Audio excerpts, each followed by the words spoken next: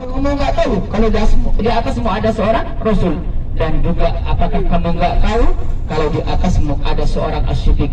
Maka Rasulullah SAW setelah mengatakan seperti itu, gunung yang bintang sangat kencang itu berhenti seketika.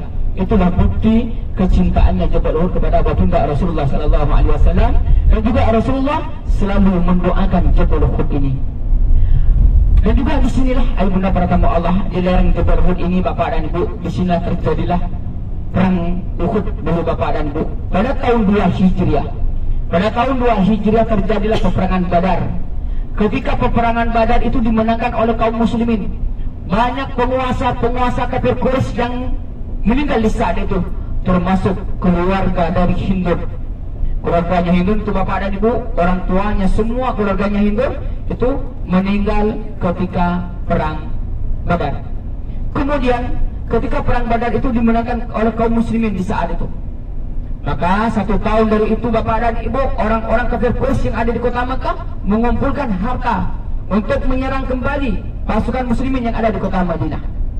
Kemudian pada tahun 3 Hijriah, 1 tahun dari peperangan Badar, maka pada tahun 3 Hijriah orang-orang kafir Quraisy datang dari Madinah untuk menyerang orang-orang muslimin yang ada di kota Madinah ini Bapak dan Ibu.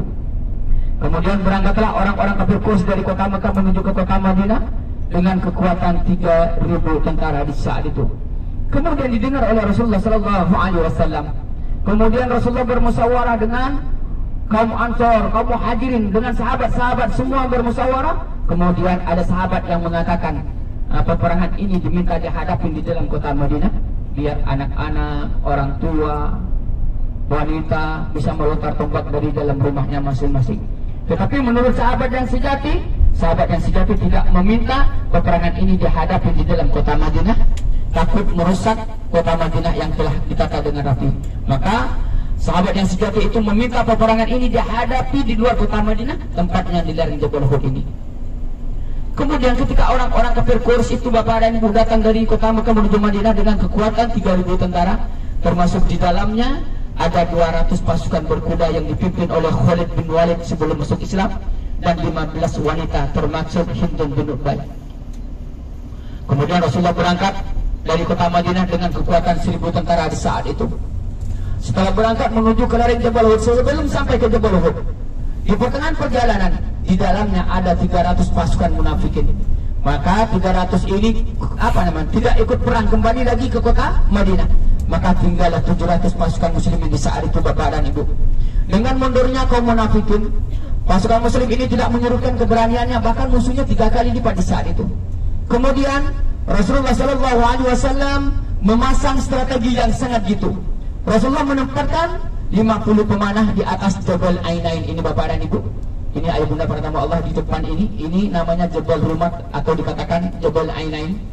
Dulunya di atas ada 2 sumber mata air Bapak dan Ibu, tapi sekarang sudah tidak ada.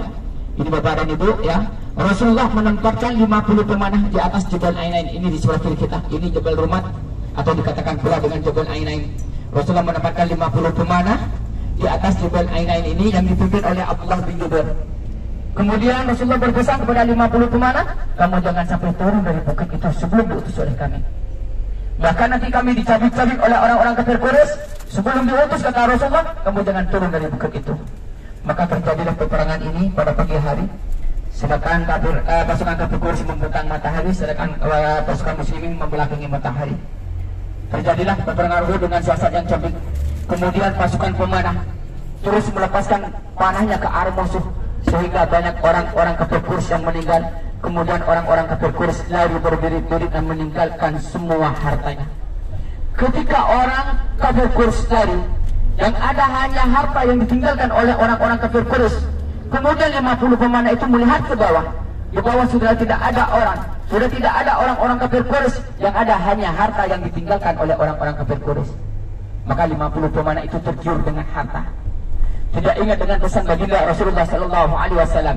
Kemudian 50 pemanah itu turun dari bukit itu untuk mengambil harta rampasan, kecuali 9 yang taat kepada baginda Rasulullah SAW. Maka setelah turun ke bawah mengambil harta rampasan, maka di belakang Jabal Uhud di sebelah sini Bapak dan Ibu, ini di sebelah sini ayah bunda para tamu Allah, di belakangnya ini nih, gunung yang paling ujung sebelah sini ini, ada 200 pasukan berkuda yang dipimpin oleh Khalid bin Walid. Khalid bin Walid Bapak dan Ibu memantau nih dari gunung yang sebelah. Masuk aja.